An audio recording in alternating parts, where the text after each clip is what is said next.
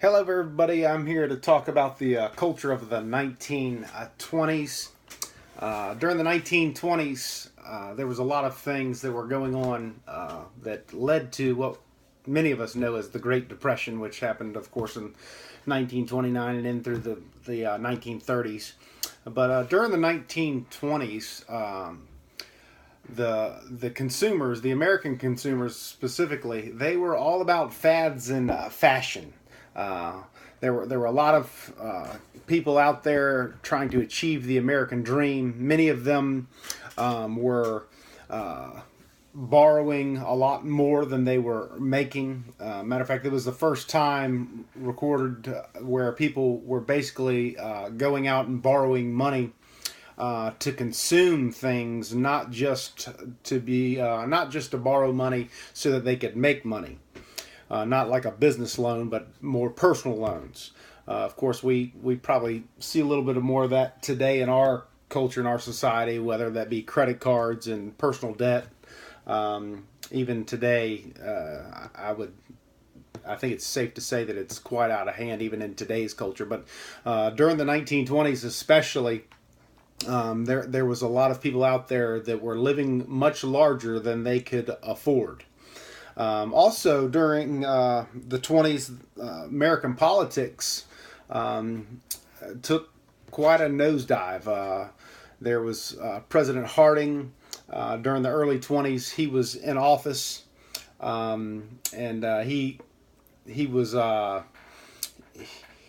he generally would hire those that he had been in a relationship with years. Not necessarily the best person for the job, but who he was most comfortable with from previous relations and business practice. So he hired those people that he already knew and didn't necessarily bring in people into his cabinet and to help him that were the best people for the job. President Harding was a very solid man. Most would say that he was overweight. He had high blood pressure. And during the 20s, unfortunately, he passed away. And that put into power somebody by the name of President Calvin Coolidge. And President Coolidge was really known by many Americans as one of the laziest men to ever make office. It's recorded that he slept on average 12 hours a day and would attempt to get in a nap at least some point during the day as well. So you could imagine from the White House that production was probably not at its peak during the 20s. Coolidge nor Harding were people that really created many new policies. They just seemed to kind of go with the flow of what was already created. Harding specifically had a lot of people, as I said, that he was very comfortable with. These people that he was very comfortable with, many of them had great character flaws, and one of the character flaws is they liked to use and abuse government funds for their own personal gains. And he had several close what would have been friends to him that totally misused the government and its assets, and that's how they got rich. Unfortunately, that was a common theme in the 20s. People were seeing what they could do to get rich quick, and it usually impacted somebody else's life. They did whatever it took to gain wealth, and most of the times that was not, they did not use integrity, but they went about gaining wealth off of abusing others and gaining access to funds many times that were legally not theirs. Also through the 20s, part of the culture was a big business boom, land boom down in Florida. Florida had been one of the slower places of development, and in the 20s, land really sold. And the more people that bought land in Florida, the price would continue to rise because the demand was there. the demand stayed there until the mid 1920s, until 1925, I believe it was, that there was a hurricane that blew through Florida and pretty much crushed the boom.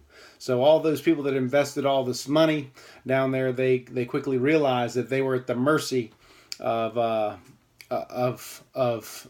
winds from the east, or west, depending on which way the hurricane came from.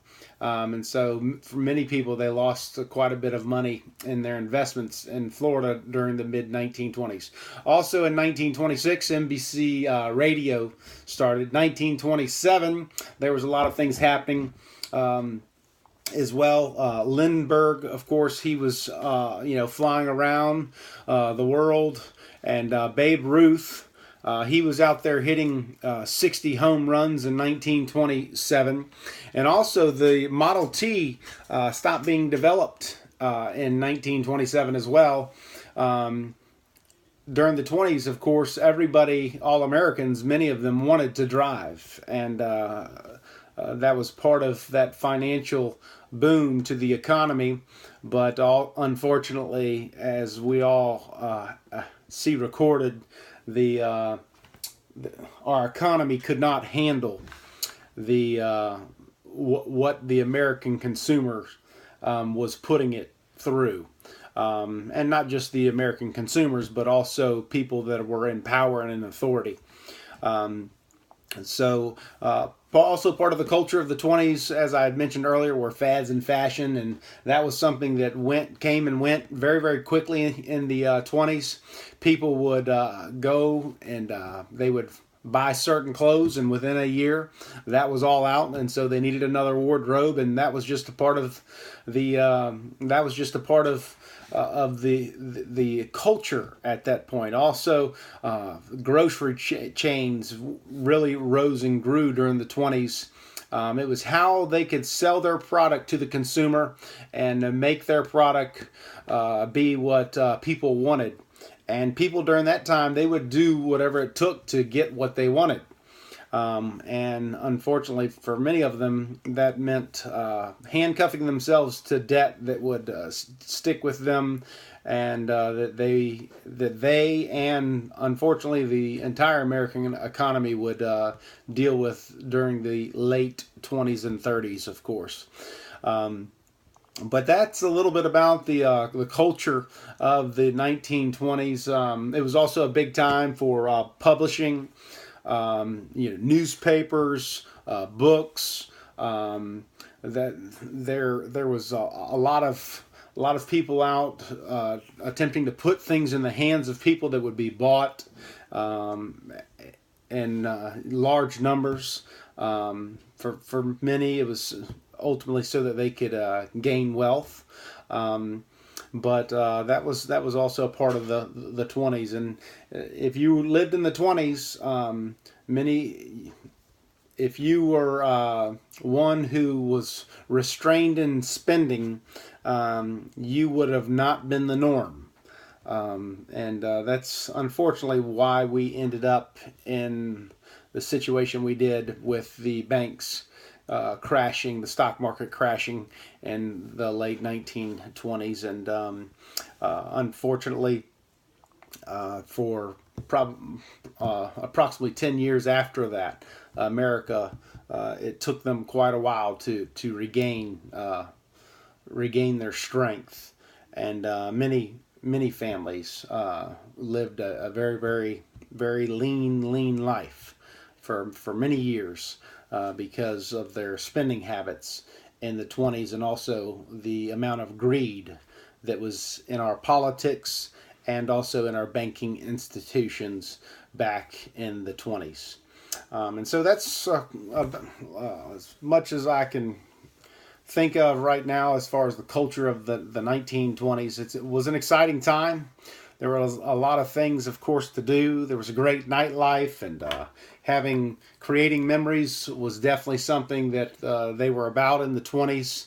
Unfortunately, it cost them more than they could handle, and ultimately for some, it cost them their life. And so that's the culture of the 1920s. Thank you for checking it out, and I can't wait to see your videos as well. Have a great evening.